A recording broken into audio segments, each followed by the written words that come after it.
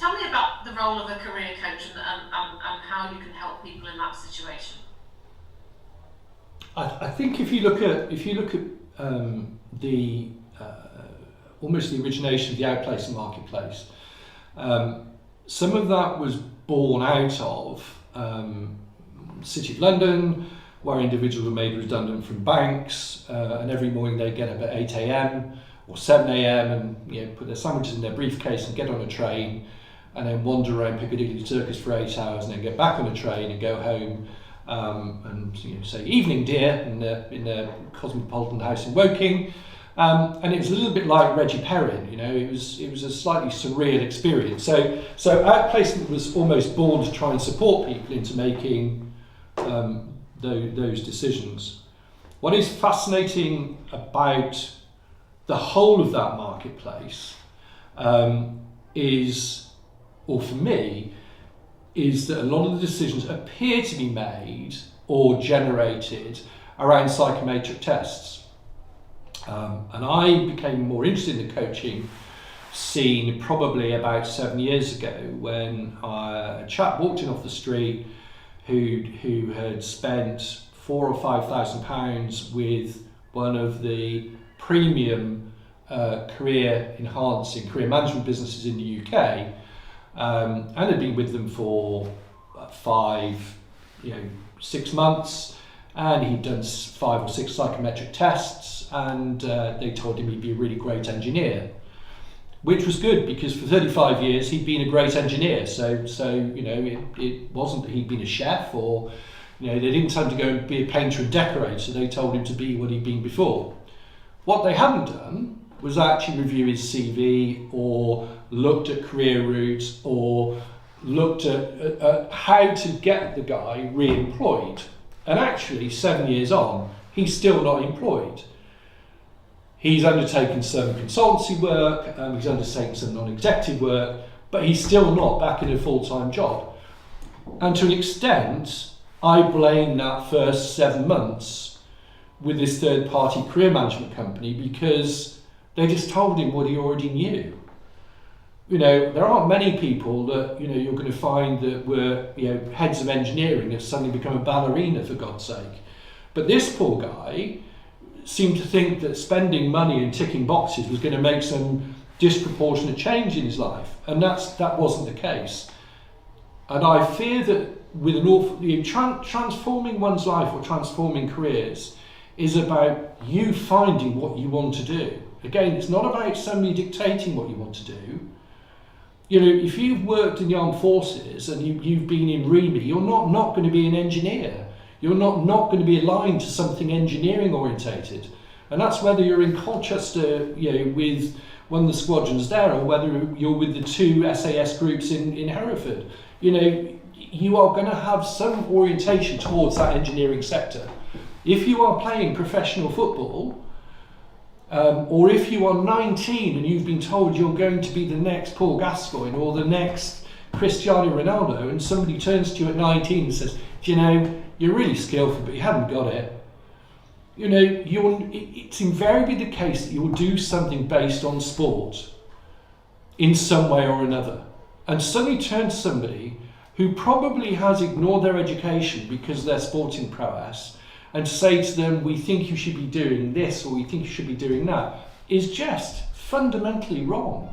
You can migrate somebody over time into that sort of role, but it's like the chief executive who suddenly gets told that they should go and be a marketing manager.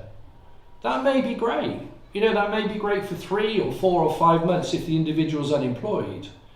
But you're going into it as the employer knowing if they were a great chief executive, if they were a successful chief executive, they're not going to be doing that job in 12 months or 2 years because they're going to go back to it again.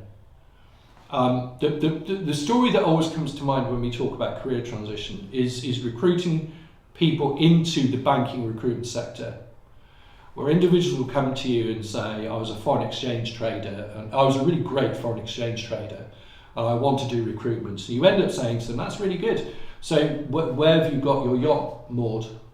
Is it in Monaco or You know, is it in Marbella or is it in Benalmádena? Where is it?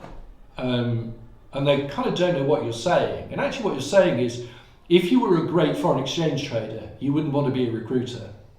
So let's be realistic about what you're looking to do. And let's make sure the advice is real-time, real-world advice and realistic advice when you're transforming people's careers and lives.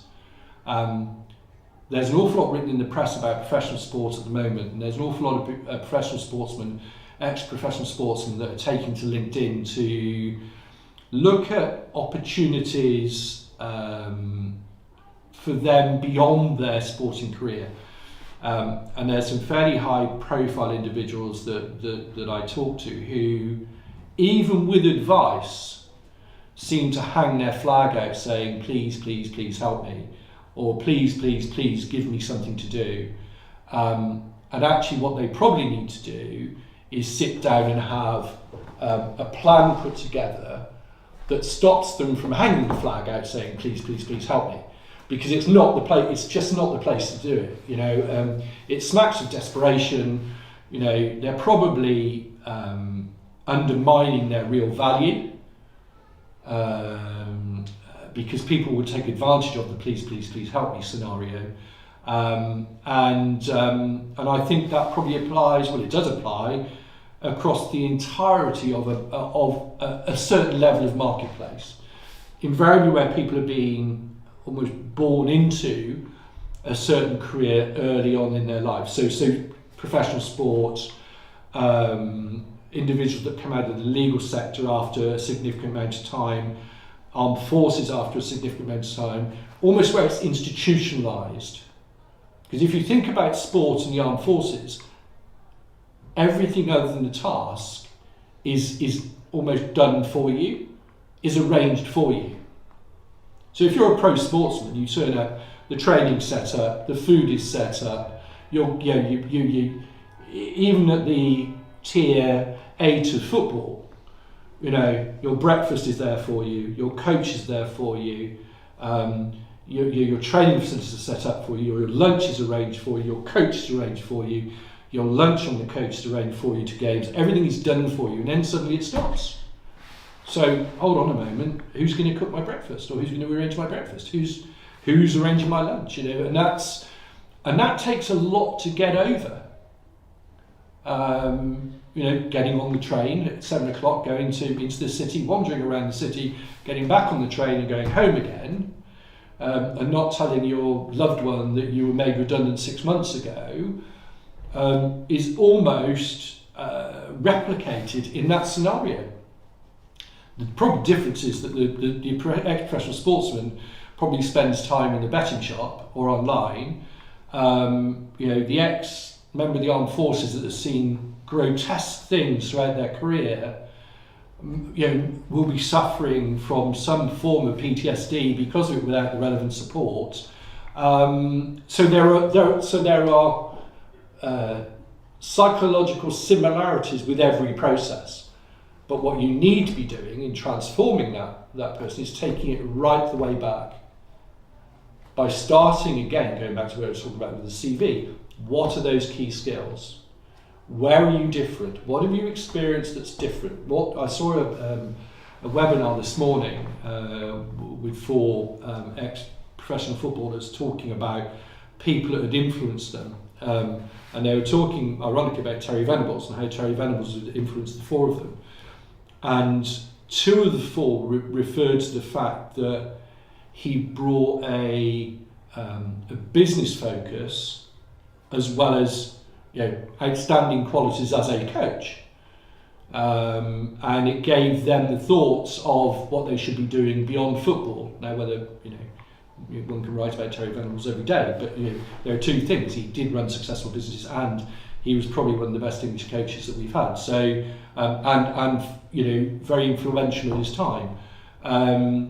So it is that influential bit, and it's breaking it back that's important.